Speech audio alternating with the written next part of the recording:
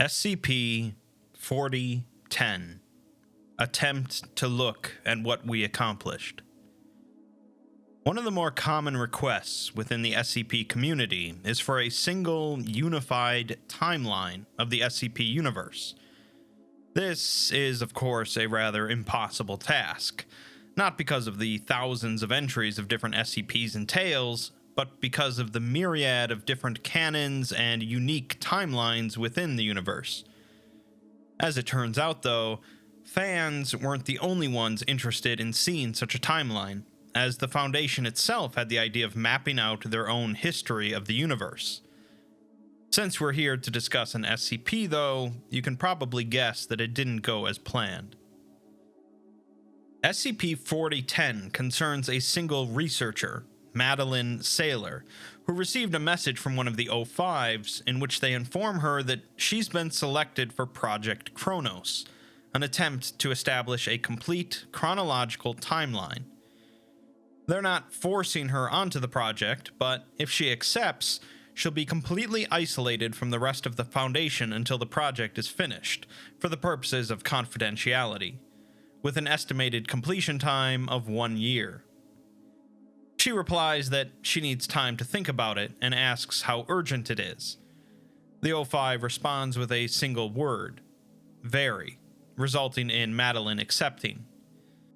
Why exactly the Foundation would urgently need a complete timeline of their universe is pretty interesting, and apparently enough to entice Madeline into the project.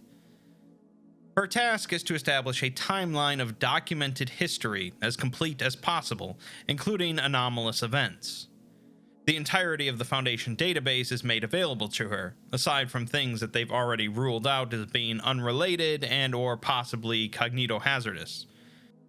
The 001 slot is also available to her, but only once she asks for permission, as they think that she should have the basics in place first, since 001 could complicate things a little. Some of the information she will come across must remain in absolute secrecy, even after the project's finished, and they warn her that she'll come across some startling information that she might think is too far-fetched or impossible to be true, but it is. Madeline begins her timeline in very broad strokes, putting down the beginning of the universe and its presumable end, then adding the current date, the approximate time when Earth was formed and when life began, and finally when humans entered the picture. With that done, she begins looking into the database. Setting aside the actual problem of creating a unified timeline, simply reading through all of the SCP entries on the database is a massive task, not even counting all of the extra information that's been made available to her. She goes through about 50 of them in a day, remarking on how some of them even made her laugh, such as the infinite pizza box. A few days go by, and she notes that she found an issue in which years don't match up, and if even 1 year doesn't fit, how can she be sure about the rest? It's possible that it's just a typo, but it could also be a reality shift, something that she heard might be a thing. She decides to get an official response about this to clear it up. A response comes 2 days later, confirming that it is indeed a reality shift, one of many. Madeline laments that they've given her an impossible task, and it would be better to just have the computer automate the task. She soldiers on, though, mentioning that she just read about what happened to Dr. Scranton, alluding to the events of SCP-4001, the Red Reality. This leads to another wrench in the engine, though, as his birth date is listed as 1961, but the Scranton reality anchor was apparently invented in 1889. She ponders if there's multiple Dr. Scrantons, such as relatives, or if it's just another reality shift, which she remarks would be ironic, considering his invention of reality anchors. On the 11th day after starting the project, she realizes that she never put down the date of the Foundation's start, and begins digging into that. Most of the data regarding the Foundation's origin is locked behind SCP-001, which she hasn't requested access for yet. She knows that the Foundation's civil war, which resulted in the creation of the Chaos Insurgency, occurred between 1924 and 1933, so the Foundation must have existed for some time prior to that. Some documents she's found suggest that the Foundation or a Foundation equivalent existed since the medieval ages, or even before. This leads to an especially big wrench in the engine as she gets to SCP-4000, the complex underneath Yellowstone that can restart the world. This means that all of the recorded dates and years could be completely wrong, and the fact that an entire population of humanity might have preceded them, possibly multiple times. She continues soldiering on though, as she's already gone through 9% of the database. She's not going in order, but instead just picking one thing by another however she feels like, making small holes in this giant pile she needs to take apart. She ends up liking SCP-140, the Davite book, as it rewrites history, but at least it writes down how. 3 weeks have gone by now since the start, and she wishes that she would get a break once in a while, as she hasn't really spoken with any other staff. She remarks on SCP-999 being a large, amorphous, gelatinous mass of translucent slime, and wonders how many of those types of creatures they seem to have, along with statues that move when not looking at them. She finally decides to take a week-long break, but nobody seems to notice or punish her for doing so. She eventually discovers thaumatology, also known as magic, and wonders why they're not allowed to know that magic exists, as apparently the GOC uses it. On day 51, she writes that she hates herself and wonders why she can't be more cooperative. She just wants to say it in the third person, and says she's such a stupid cognitohazard. It seems that she stumbled upon SCP-4010 and wanted to write about it, a toaster that can only be referred to in the first person. 2 months have gone by now, and she's slowly reaching the point of having covered 20% of the database. On day 63, she finds SCP-1609, the remains of a sentient chair that the GOC put through a wood chipper, which she finds to be hilarious. She later reads about SCP-2399, a massive damaged weapon located on Jupiter, with her remarking that she'll never see Jupiter the same way again. She also feels that she experienced a reality shift herself, as she specifically remembers setting a date 10,000 years from now for the arrival of an angry star, but now she can't find it. This would be a reference to the original SCP-1548, the Hateful Star, which has since been removed from the SCP database. She continues to find more inconsistencies among the database, but chooses to wait some more before requesting access to SCP-001. She finds SCP-2845, remarking on how gross it is that they have a deer god contained by castrating people, and that's not even the worst thing about it. She put her morality away almost a month ago when she read about Procedure 110 Montauk. She says that she's here to do this job, not to join the ethics committee, which she also notes does either a very poor or excellent job, depending on individual cases. On day 100 of working on the project, she's covered 32.1% of the Foundation database, and says that the timeline is looking kinda decent when you remove everything contradictory. The problem is that the contradictory stuff keeps popping up, and she doesn't want to ever see another time travel Thaumiel SCP. She's honestly thought about quitting the project, but something in her is curious about whatever it was that deserved the SCP-001 designation, so she finally requests access.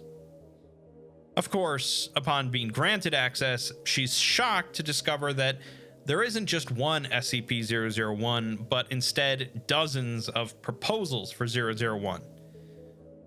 Rather than trying to fit all of them into the timeline, though, she decides to try and figure out which one is the actual 001 by cross-checking the data with the rest of the database. As it turns out, though, not only are all of them contradictory with one another, none of them fit neatly into her current timeline.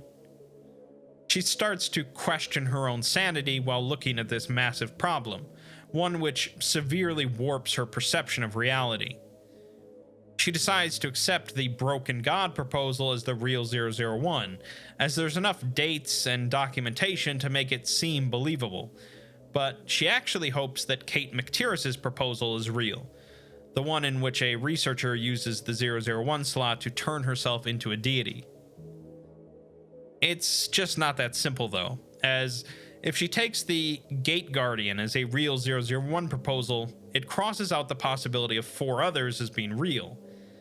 If she starts looking at ones that will apparently happen in the future, such as when day breaks, it would require at least 2 major reality shifts to be possible in their current timeline. She takes another break before buckling down, and soon it's been 150 days since the start of the project.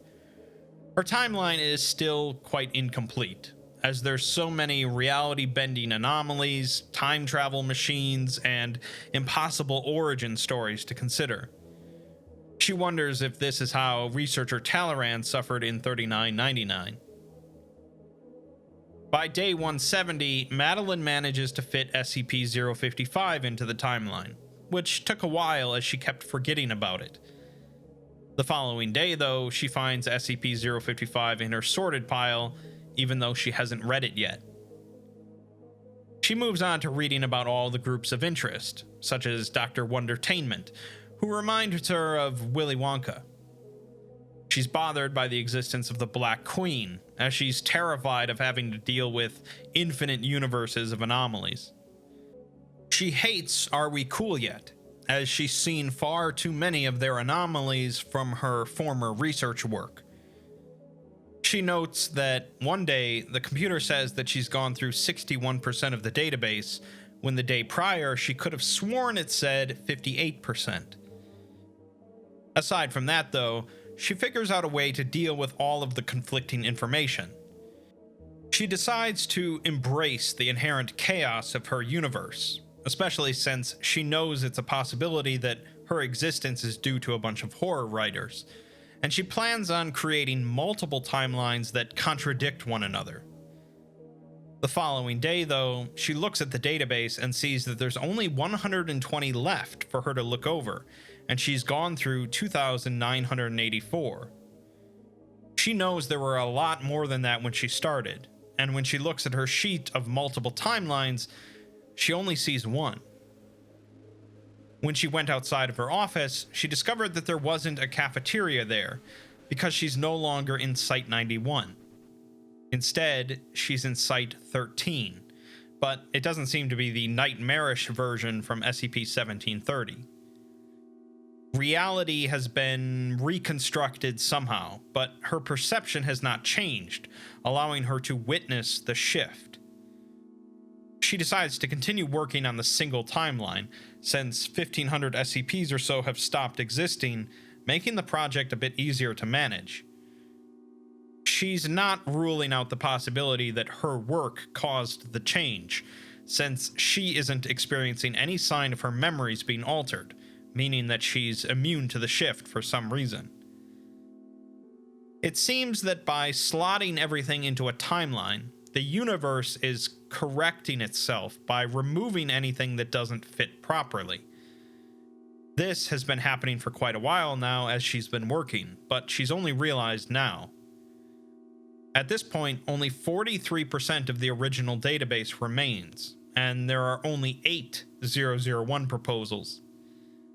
She immediately stops working on the project, but entries continue to disappear from the database regardless. Soon, she finds herself no longer in Site 13, but rather just in Site 3. Since more and more SCPs are being removed from existence, the Foundation's reality is changing as well. Since there's less anomalies around, the Foundation itself would be a lot smaller than it normally is, so they only have a few sites, and there's no O5 Council.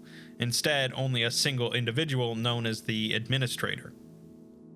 The GOC in this version of reality was disbanded after the fall of communism, and the Foundation now has as much funding as the FBI's UIU division normally has.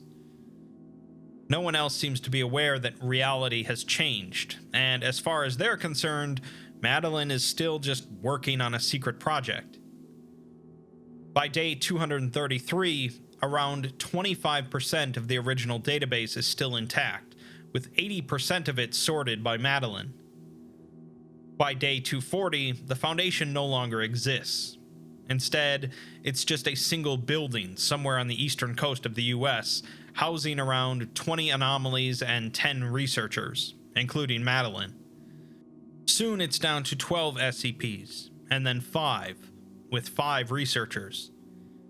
Madeline was assigned to study one of them, SCP-173, although it's not called that anymore, and it's not nearly as scary, since it moves very slowly now.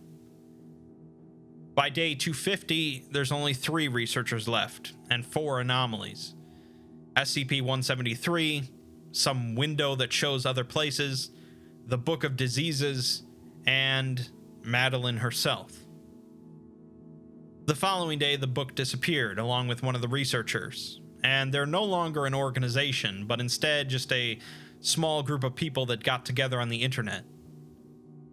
By day 250, it's just Madeline and 173. Soon it stops moving entirely, becoming an utterly mundane statue, and leaving Madeline as apparently the last anomaly to exist. She says that this world is so much different than hers, with nothing paranormal, no fear, and no wonder. The following day, the statue disappears, and then all of her notes and paperwork about the timeline disappears as well, leaving no evidence whatsoever that the world once contained anomalies. She spends a couple weeks trying to live normally in this new reality, leaving her past behind her, but it doesn't work out. She speaks to a psychiatrist about everything that happened, but of course, they don't believe her. Eventually, though, while browsing the internet for anything related to cryptozoology, myths, and legends, she finds a photograph of SCP-173 standing by a concrete wall. She downloads it as evidence to bring to her psychiatrist, but of course, her psychiatrist simply says that she's living in a world that is an illusion. It's clear that Madeline's sanity is starting to slip at this point. She writes up an SCP entry for SCP-173, and on day 346 decides to share the entry on a cryptozoology forum, along with the picture that she downloaded. The people on the forum like the post and begin creating their own SCPs, exciting Madeline and reminding her of the old days. They soon begin making a community around SCPs, and Madeline wants to join, but worries that she might do something wrong and they'll reject her as crazy. On day 360, though, it clicks for her, and she realizes the implications of what she's done, and how her reality might possibly be created by a bunch of horror writers. She knows what she has to do now. She joins the SCP site and writes a new article mirroring the start of this one, in which an O5 proposes to researcher Madeline Saylor that she begin work on creating a timeline of the SCP universe. This apparently resulted in the creation of a paradox, which flipped back reality to what it used to be. She's not at all sure how it worked, but her reality is now being held together entirely due to her little paradox. She now knows that trying to bring order to the chaos of her reality is inherently dangerous, as the anomalies demand chaos. She finishes by writing a new SCP entry describing the effects of the project.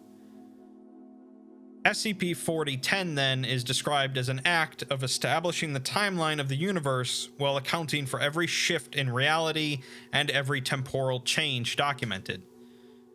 This action results in major changes to global reality.